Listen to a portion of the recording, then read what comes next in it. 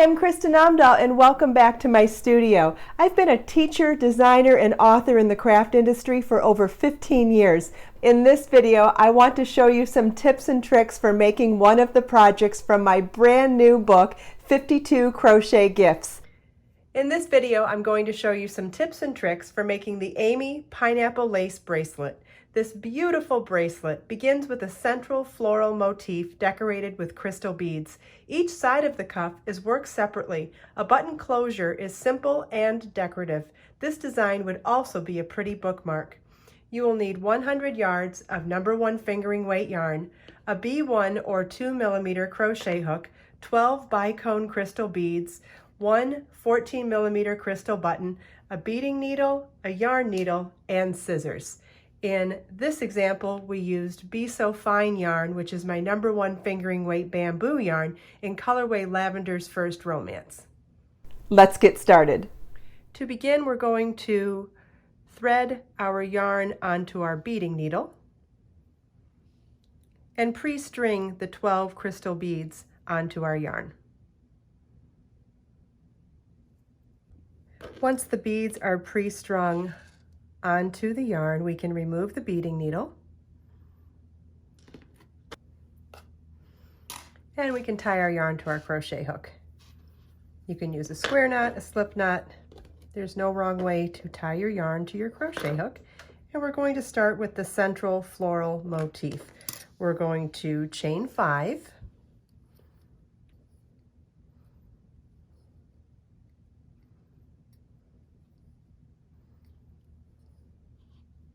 and slip stitch to the 5th chain from your hook to form a ring. Chain 1,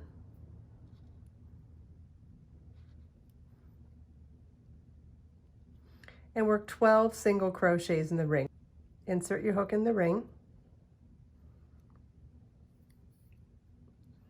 yarn over, pull up a loop, yarn over, pull through 2 loops on your hook. We'll do that again. Insert your hook in the ring, yarn over, pull up a loop, yarn over, pull through 2 loops on your hook. And you want to repeat this for a total of 12 single crochets in the ring. And we'll just slide our beads along to give us room to work the 12 stitches. One of the beauties of working in the ring instead of working into the actual chains is that as we work our way around, if we run out of space, we can actually slide those stitches along to make more room. I need room for 2 more single crochets for a total of 12. Okay, at the end of round 1, we slip stitch to the 1st stitch at the beginning of the round to join. And that's what the end of round 1 should look like. Round 2 begins with a chain 1 and single crochet in the same stitch. Chain 3, skip the next stitch and single crochet in the next stitch.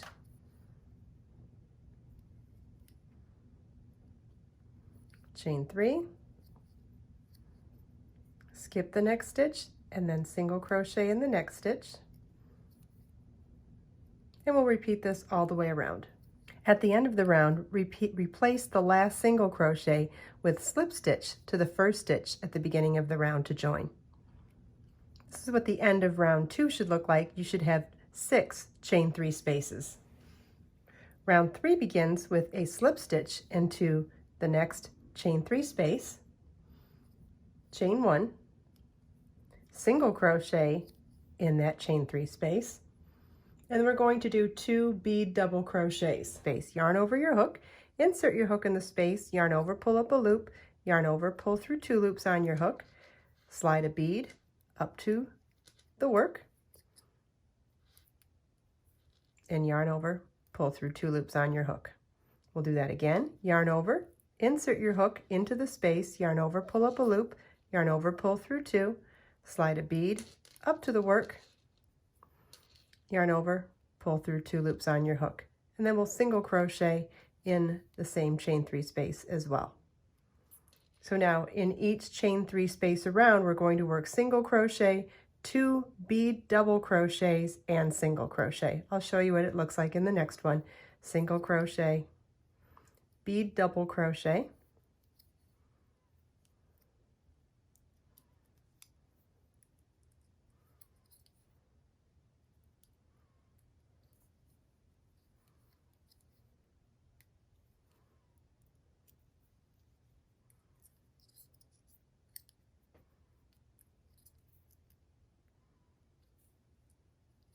and single crochet.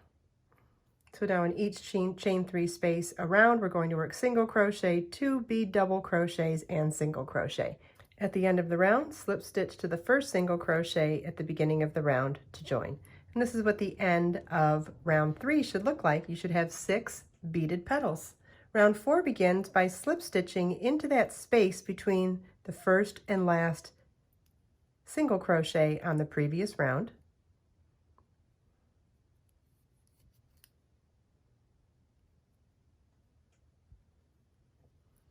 Chain 1 and single crochet in that same space.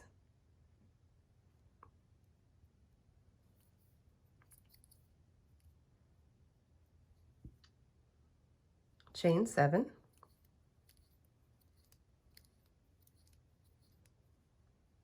skip the next petal, and single crochet in the space between the next 2 single crochets. And you want to repeat this all the way around. At the end of the last repeat, we'll slip stitch to the first single crochet at the beginning of the round to join. This is what the end of round 4 should look like. You should have 6 chain 7 spaces.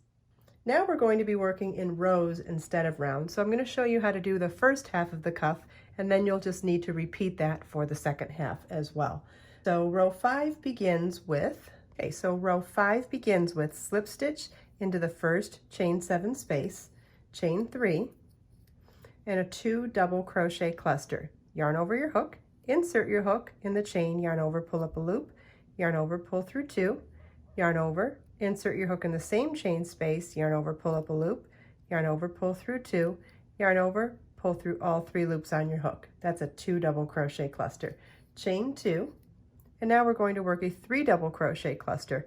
Yarn over your hook, insert your hook in the same chain space, yarn over, pull up a loop, yarn over, pull through 2, yarn over, insert your hook in the same chain space, yarn over, pull up a loop, yarn over, pull through 2, yarn over, insert your hook in the same chain space, yarn over, pull up a loop, yarn over, pull through 2, and yarn over, pull through all 4 loops on your hook. Do one more chain 2 and one more 3 double crochet cluster in that same space.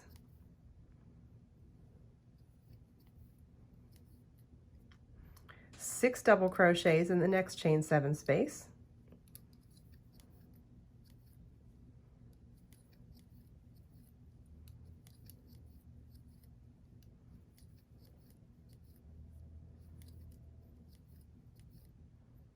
And in the next chain 7 space, we'll work 3 double crochet cluster, chain 2, 3 double crochet cluster, chain 2, 3 double crochet cluster.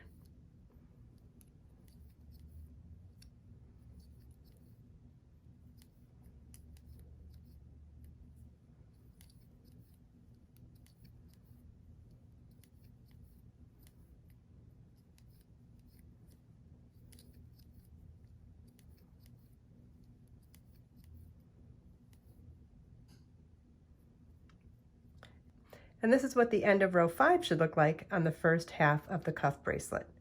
Row 6 begins with turning our work, slip stitch into the first chain 2 space, slip stitch into the next cluster stitch, slip stitch into the next chain 2 space, then chain 3, and we'll work a 2 double crochet cluster, chain 2, 3 double crochet cluster in that same space.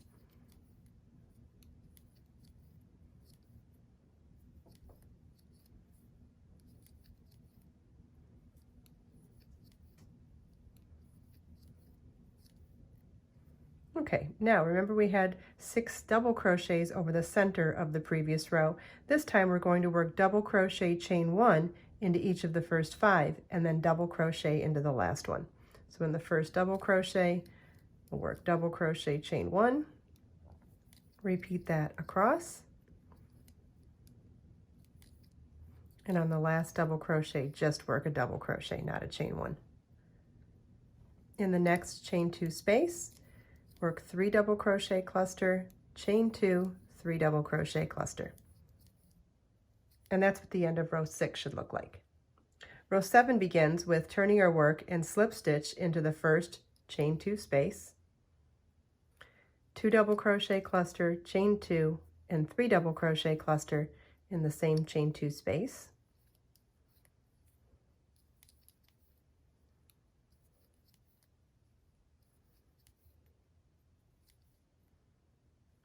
Chain 3, single crochet in the next chain 1 space, chain 3, single crochet in the next chain 1 space. You want to repeat this for all of those chain 1 spaces.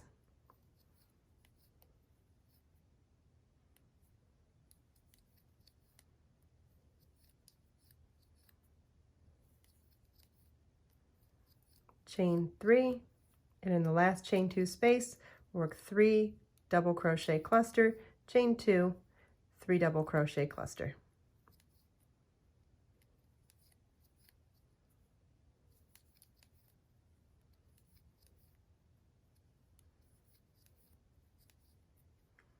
And that's what the end of row 7 should look like.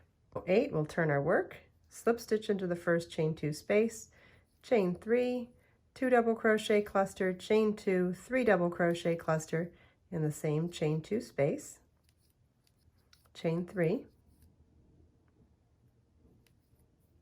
skip the first chain 3 space, single crochet in the next chain 3 space, chain 3, single crochet in the next chain 3 space, chain 3, single crochet in the next chain 3 space, chain 3, single crochet in the next chain 3 space, chain 3, skip the last chain 3 space, and in the last chain 2 space we'll work 3 double crochet cluster, chain 2, 3 double crochet cluster.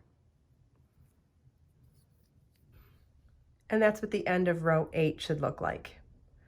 Row 9 begins with turning our work, slip stitch into the first chain 2 space, chain 3, 2 double crochet cluster, chain 2, 3 double crochet cluster in that first chain 2 space, chain 3, skip the first chain 3 space, single crochet in the next chain 3 space, chain 3, single crochet in the next chain 3 space, chain 3, single crochet in the next chain 3 space, chain 3, skip the next chain 3 space, and in the last chain 2 space we'll work 3 double crochet cluster, chain 2, 3 double crochet cluster. And that's what the end of row 9 should look like. Row 10 begins with turning our work, slip stitch into the first chain 2 space, chain 3, 2 double crochet cluster, chain 2, 3 double crochet cluster in that first chain 2 space, chain 3, skip the first chain 3 space, single crochet in the next chain 3 space, chain 3, single crochet in the next chain 3 space, chain 3, skip the next chain 3 space, and in the last chain 2 space work 3 double crochet cluster, chain 2, 3 double crochet cluster. And this is what the end of row 10 should look like. 11, we'll turn our work, slip stitch into the first chain 2 space, chain 3, 2 double crochet cluster, chain 2, 3 double crochet cluster in the same chain 2 space, chain 3, skip the next chain 3 space, single crochet in the next chain 3 space, chain 3, skip the next chain 3 space, and in the last chain 2 space we'll work 3 double crochet cluster, chain 2, 3 double crochet cluster. And that's what the end of row 11 should look like. Row 12 begins with turning our work, slip stitch into the first chain 2 space, chain 3, 2 double crochet cluster, chain 2, 3 double crochet cluster in the same chain 2 space,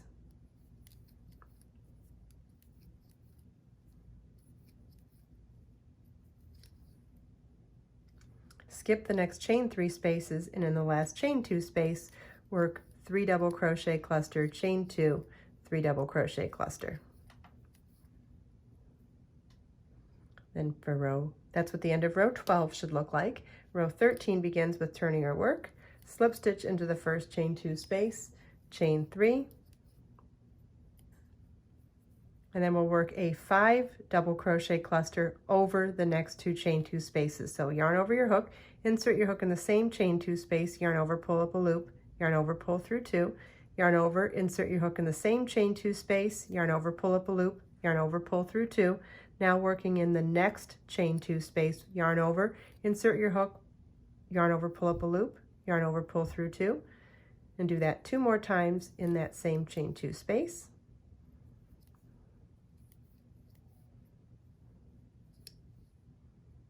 And yarn over, pull through all the loops on your hook. And that's what the end of row 13 should look like. So now, depending on whether you're doing the side with the button, you would fasten off here, or if you're doing the side with the buttonhole, you would continue on and create your chain and then slip stitch to join. When you're done with this side, you'll pick up in the opposite 3 chain 7 spaces on the opposite side of the cuff to repeat these rows to create a symmetrical bracelet. I hope you enjoyed this video. If you have any questions, please leave them for me in the comments. And don't forget, all the links from the things that we talked about in this video are available in the video description below. Let us make time to create, share, and inspire today and every day. I'll see you in the next video.